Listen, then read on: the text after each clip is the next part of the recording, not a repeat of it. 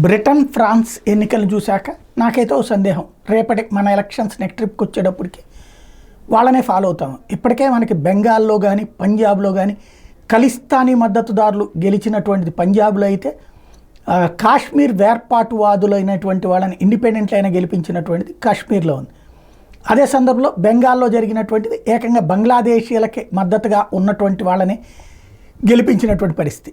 ఇప్పుడు బ్రిటన్లో కానీ అటు పక్కన ఫ్రాన్స్లో కానీ బహిరంగంగా మద్దతు ఇచ్చినటువంటి వాళ్ళు, పాలస్తీనాకి మద్దతు ఇచ్చిన వాళ్ళు, లేదంటే మాకు ఓటేస్తే పాలస్తీనాకి మద్దతు ఇస్తాం అని చెప్పినటువంటి వాళ్ళు విజయం సాధించారు.